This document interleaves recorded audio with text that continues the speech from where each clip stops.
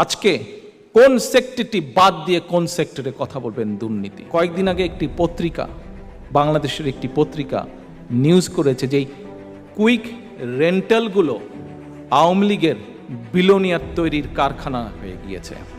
এরা এই কুইক রেন্টালে কি করেছে? ধরেন কুইক ডাকাতি তো করেছে, কত কুইক এবার সেটা দেখেন। ধরেন 100 মেগাওয়াট কুইক রেন্টালের একজনকে একটা পারমিশন দিয়েছে, সেই বিদ্যুৎ কেন্দ্রটি হয়তো 100 মেগাওয়াট বিদ্যুৎ উৎপাদন করে। কি চুক্তি করেছে? যে কুইক রেন্টালের বাংলাদেশি কোম্পানি, কুইক রেন্টালগুলো তো বাংলাদেশি কোম্পানি, বাংলাদেশি। আপনার যখন এইখানে আপনি কারোর সাথে ব্যবসা করেন, আপনি যখন লন্ডনে আছেন, ইউকেতে আছেন, ব্যবসা করেন, আপনার সাথে যদি চুক্তি হয়, আপনি কি তাকে টাকা দিবেন না পাউন্ডে দিবেন? ভাই, পাউন্ডে দিবেন, যেহেতু আপনি এই দেশে আছেন। বাংলাদেশের কুইক রেন্টালগুলো টাকাতে কিন্তু সরকার তাদেরকে পেমেন্ট দেয় না। বাংলাদেশের মানুষের তো অর্থ নিচ্ছেই। আপনারা যারা 1 কোটি প্রবাসী বিদেশে আছেন, আপনারা যেই বৈদেশিক মুদ্রা পাঠাচ্ছেন, সেই বৈদেশিক মুদ্রা লুট করার এক অভিনব উপায় এই ভোট ডাকাত নিশরাতের সরকার, এই মাফিয়া ক্যাসিনো সরকার বের করেছে। কি সেটি? কুইক রেন্টাল প্রত্যেকটি কোম্পানির সাথে তারা চুক্তি করেছে, তোমাদেরকে আমরা ডলারে পেমেন্ট করব। শুধু তাই নয়, কারোর সাথে চুক্তি হয়েছে, হয়তো ক্ষমতা হচ্ছে 100 মেগাওয়াট, তার কাছ থেকে যদি সরকার 10 মেগাওয়াট নেয়, 10 মেগাওয়াটের পয়সা দিবে না, তাকে বাকি 90 মেগাওয়াট যেটি নিল না, সেটিরও তারা পয়সা দিবে।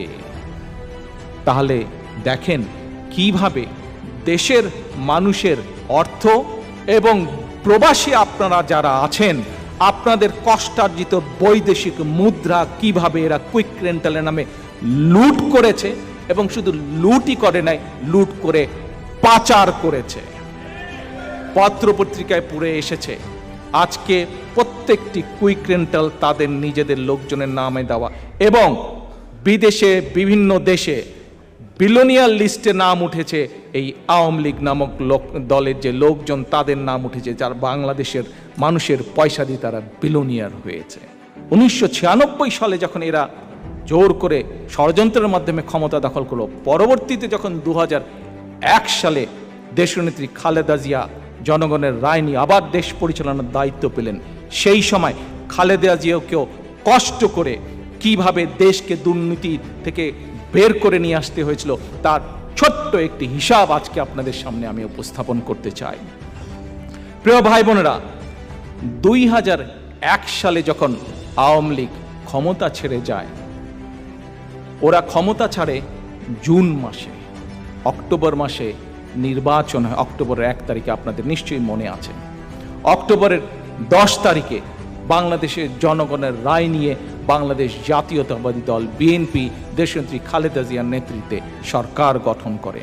তার কিছুদিন পরে, 2 থেকে আড়াই মাস পরে, ট্রান্সপারেন্সি ইন্টারন্যাশনাল তাদের যে রিপোর্ট হয়, বাৎসরিক রিপোর্ট, সেই রিপোর্টটি প্রকাশ করে।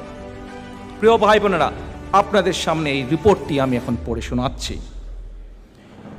আওয়ামী লীগ যখন 2001-এ ক্ষমতা ছেড়ে যায়, তখন ট্রান্সপারেন্সি ইন্টারন্যাশনালের হিসাব অনুযায়ী বাংলাদেশের স্কোর ছিল দুর্নীতিতে 10-এর ভিতরে 0.4 ছিল দুর্নীতির স্কোর, অর্থাৎ একেবারে তলানিতে ছিল। এর পরের 4টি বছর অক্লান্ত পরিশ্রম করতে হয়েছিল খালেদা জিয়া সহ বিএনপি সরকারকে। বিএনপির শাসনামলে খালেদা জিয়াকে এই জঞ্জাল থেকে বের করে নিয়ে আসতে হয়েছিল, এবং কি হয়েছিল সেটা দেখেন। এটি আমাদের কথা না, এটা ট্রান্সপারেন্সি ইন্টারন্যাশনাল কথা। 2002 থেকে 2005 সাল পর্যন্ত বাংলাদেশের স্কোর পর্যায়ক্রমিকভাবে কোথায় গিয়েছিল?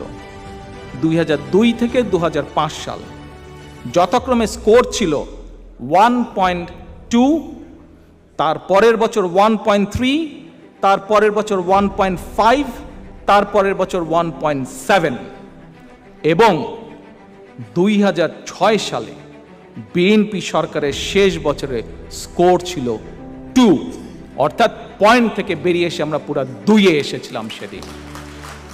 মাফিয়া নেত্রী একটি কথা বলছে, কি সেই কথা? সেই কথা বলছে যে বাংলাদেশের মানুষকে কৃচ্ছ্রতা সাধন করছে। গত 15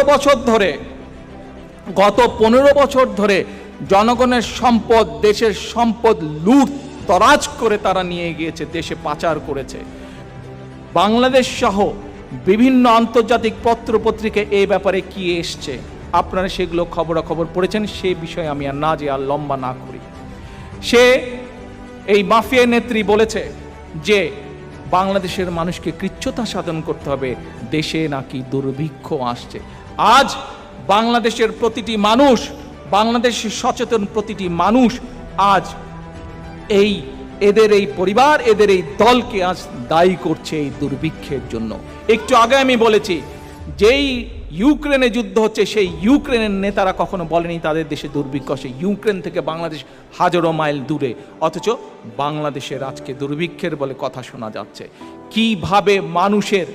কিভাবে সে ধনী হোক, গরিব হোক, মধ্যবিত্ত, প্রতিটি মানুষের পকেটের অর্থ কিভাবে এরা বের করে নিয়ে গিয়েছে।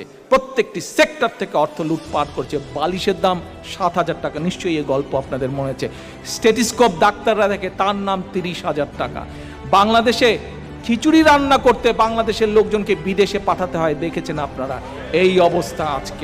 আজকে আপনারা দেখেছেন যে এই মাফিয়া নেত্রী প্লেনে করে যাচ্ছে, পুরা প্লেন ভরে কি কি নিয়ে যাচ্ছে, সেই গল্প তো আপনারা শুনেছেন, সেই ঘটনা আপনারা শুনেছেন।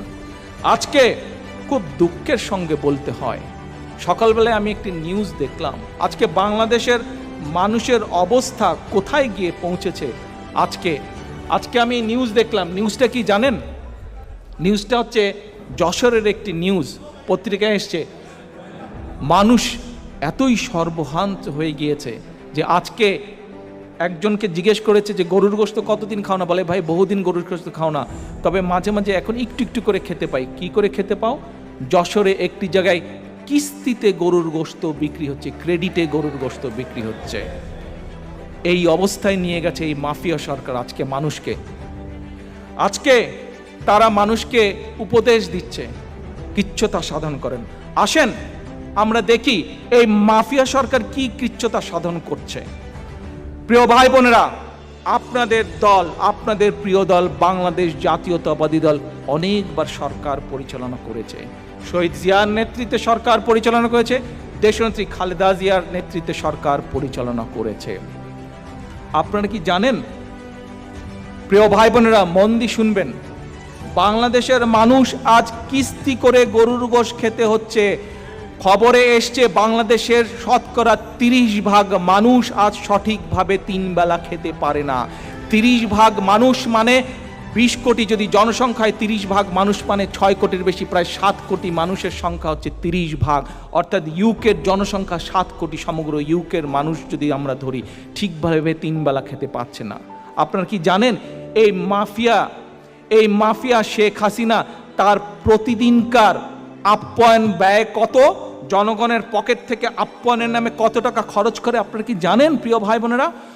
5 লক্ষ টাকার মতন প্রতিদিন তার আপ্যায়ন ব্যয়। 5।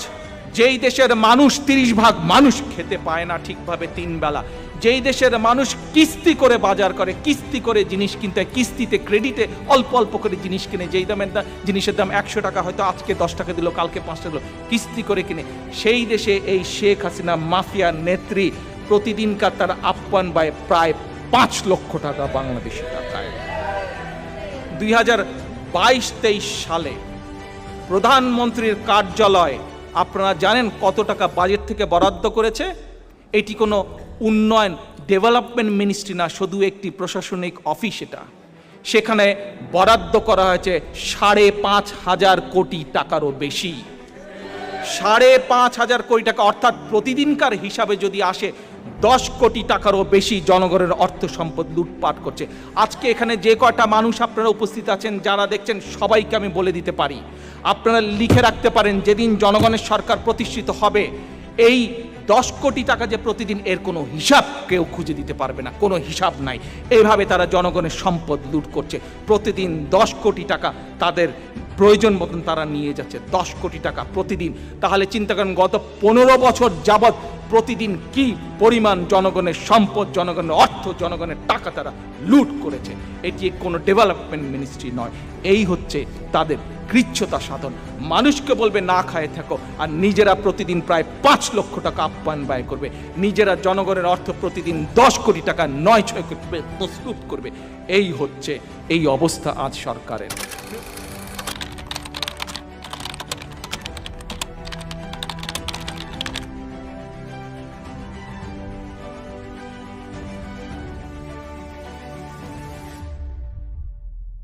বিদ্যুৎ কেন্দ্র বসিয়ে রেখে হাজার কোটি টাকা ভাড়া গুনছে সরকার। বেশ কিছু রেন্টাল প্রকল্পের কারণে বছরে রাষ্ট্রের ক্ষতি হচ্ছে হাজার কোটি টাকা। তেলভিত্তিক কেন্দ্রগুলোর অধিকাংশই উৎপাদনে নেই এখন। তার উপর ক্যাপাসিটি চার্জ বা ভাড়া বাবদ পিডিবিকে বছরে গুনতে হচ্ছে 15,000 কোটি টাকারও বেশি। আগামী বছর যা 20,000 কোটি ছড়াবে। অর্থ সংস্কারের দাবি নাকচ করেছে আদানি গ্রুপ। মার্কিন গণমাধ্যম ওয়াশিংটন পোস্টের এক প্রতিবেদনে এই তথ্য জানানো হয়েছে। বলা হয়, আদানির মুখপাত্র ভার্সা চাইনানি জানিয়েছেন বিদ্যুৎ ক্রয় চুক্তি নিয়ে দর কষাকষি পুনর্বিবেচনার যোগ্য নয়। রিপোর্টে জানানো হয়, বাংলাদেশের মতো গরিব এবং ঋণে জর্জরিত দেশ আদানির কয়লা ভিত্তিক বিদ্যুৎ কেন্দ্র থেকে উচ্চ দরে বিদ্যুৎ কিনছে। 3টি বিদ্যুৎ কেন্দ্র নির্মাণে দুর্নীতি হয়েছে 390 কোটি টাকা। গবেষণা প্রতিবেদনে এমন দাবি করে টিআইবি বলছে, বিশাল এই দুর্নীতি হয়েছে 2টি কয়লা ভিত্তিক আর একটি এলএনজি ভিত্তিক বিদ্যুৎ কেন্দ্র নির্মাণে। বিদ্যুৎ প্রকল্পে ভূমি ক্রয় ও অধিগ্রহণ সহ নির্মাণের নানা পর্যায়ে দুর্নীতি খুঁজে পেয়েছে সংস্থাটি। আদানির সঙ্গে চুক্তি নিয়ে বিতর্কের বেশ কয়েকটি দিক সামনে এসেছে। প্রথমত, বিনা দরপত্রে একতরফা সিদ্ধান্তে আদানির সঙ্গে চুক্তি করা হয়েছে। এ চুক্তির ফলে আমদানি করা কয়লার মূল্য নির্ধারণ পদ্ধতি, ক্যাপাসিটি চার্জ নির্ধারণ ও বিদ্যুতের উৎপাদন খরচ বেশি হবে বলেই সমালোচনা হচ্ছে। ভাবেই নিয়ন্ত্রণ করা যাচ্ছে না, সকল চোখ ফাঁকি দিয়ে দেশ থেকে অবৈধভাবে নিয়ে যাওয়া হচ্ছে অর্থ। আমদানি রফতানি বাণিজ্যের আড়ালে চলছে পাচার কার্যক্রম। গবেষণা প্রতিষ্ঠান গ্লোবাল ফিনান্সিয়াল ইন্টিগ্রিটি জিএফআই এর নতুন তথ্য চমকে ওঠার মতো। 2015 সালে পাচার হয় 50,000 কোটি টাকা। ওয়াশিংটন ভিত্তিক আন্তর্জাতিক সংস্থা জিএফআই এর হিসেবে 2009 থেকে 2015 এই 6 বছরে বাংলাদেশ থেকে পাচার হয়েছে প্রায় 50 বিলিয়ন বা 4 লক্ষ কোটি টাকা। এর মধ্যে সবচেয়ে বেশি পাচার হওয়ার নজির দেখা গেছে 2015 সালে, যে বছর 1,187 কোটি ডলার পাচার হয়। 2015 এর পর অবশ্য বাংলাদেশ থেকে তথ্য না পাওয়ায় পাচারের হিসেব দিতে পারেনি জিএফআই।